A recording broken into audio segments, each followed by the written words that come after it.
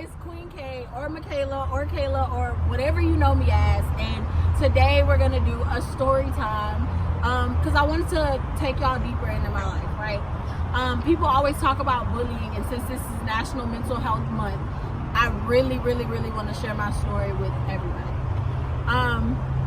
Since a little girl, I was in pageants, and I loved pageants. I started pageants, I think, at like 2. But when I went to elementary school, things really did shift. In elementary school, I remember the first time I was called fat was in 2nd grade.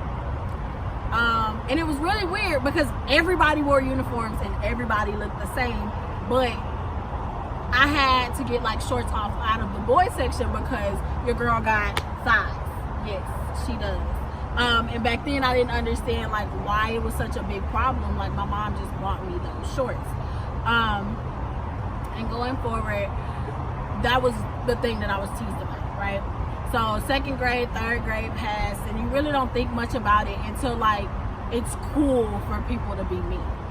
Around 4th, 5th grade, things got intensified, to say the least. Everybody started to click up, and at that time a lot of people were like starting to figure out who was their friends, who weren't their friends. Me personally, I really didn't have a big group of friends. I had like 2 people I would talk to, but other than that, it got really mean, and it was a really sad time in my life. And I couldn't tell mom and dad because I was always a happy child. I got whatever I wanted, so I acted accordingly. It was one day in 5th grade, and it was 3 girls who had walked up to me, and they just went in. Like, they were mad at me for some odd reason, and they went in.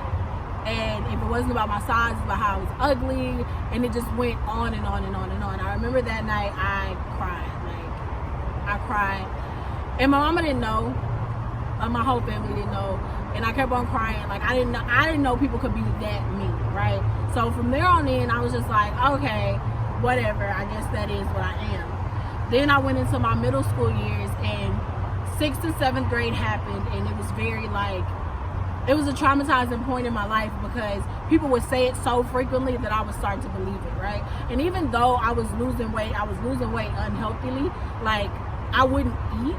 Like, I would eat with my family, but like, you know how you're supposed to have school breakfast, school lunch? I wouldn't eat that. Like, I would only eat 1 time a day, which is completely bad for your health and everything else. And at that point, I just started believing what people were saying, right? Which is not what's supposed to happen. Then 8th grade came, and once 8th grade came, I was like, okay, I'm finally rid of it. I'm rid of all of them, all of their teasing. I'm done with it, right? Well, towards the end of 8th grade, we made these little yearbooks, per se, right? Everybody had their chance to make their own yearbook, and then you could invite people to say things in your yearbook. And one day I opened up my little yearbook, and somebody had written like some horrible comments, right? Horrible. Like, it ranged from me being fat to me being ugly, and it was stressful for an 8th grader, right? Stressful for anybody to go through. And I remember like deleting them before the teacher could see them because I didn't want to cause a big scene, because if you caused a big scene, then that would mean those people would get in trouble, and then you would get in trouble, and it's just a big mess, right? Well, that made graduation bittersweet for me. Like, when I graduated 8th grade, like, yes, I was done with those people, but they made sure they left me at a place to where like I was damaged completely. So when I walked into high school, as many people think, high school is supposed to be the time where you just become your true self. No. I was trying to become a whole different person because obviously with me being myself, I was teased. So when I walked into high school, I latched on to this group of friends who were, to say the least, toxic.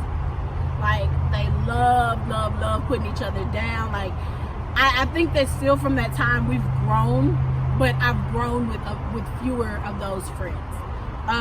In 9th grade year, this girl she bullied me the entire year. Like, from go kill yourself to you're ugly to you're fat. Like, every single day I would see her in the hall, and if you know how big my high school is, it's like you can go like 3 days without seeing a person, and then you'll see them, and it'll be just you and them passing in the hallway. And because everything moves at a fast pace, nobody will really hear what's said unless you hear it. Well, close to the end of the year, she decided that she was gonna fight me, right? She had put all these things on social media. She was like, oh, she's ugly. She didn't put crazy stuff on social media. And I was just sitting there in my speech class, and I was like, I'm really done. Like, I'm over it. And that was the day, like, I came out of class, and she beeline, and she decided that we was just gonna fight. And at that point, anybody who knows me, I'm very quiet when it comes to certain things, and like, I don't tell when people hurt me. But at that point, it was like, okay, I have to fight because you making me fight. We got into it. We were both sent to the office. All of that happened, and I found myself that night, like, in a pit. Like, even though I had won the fight, I was stunned, right? I was numb to everything because it had happened so many years that now I'm just like, well, what did I do wrong? Like, what is really wrong with me? And that day, I just wanted to end it all. And that was one of the toughest, like, moments of my life, because I had to think to myself, is it really worth ending it all? Like, is it really worth it? And at that point, I was gonna do it.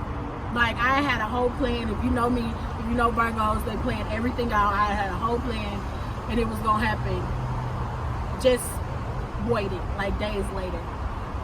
And I think 2 days after that, my grandmother had checked in on me, and my mama had called. My mama had talked to me, and we had like a whole conversation about what had happened.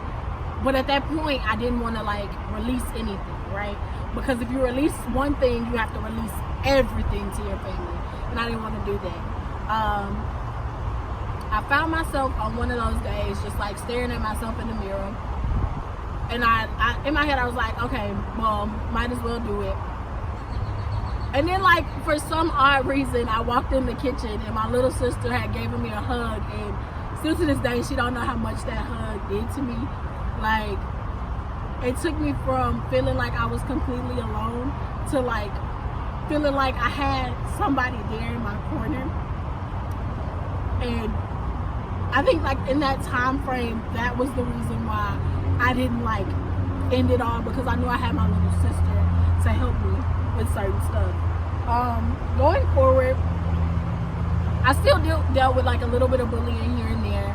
My 10th grade year was one of those years where it happened again. It's like a repeat incident of my freshman year. A girl didn't like me, and the girl had so many friends. I came out of district, so not a lot of people really knew me. But then I latched on to speech and debate.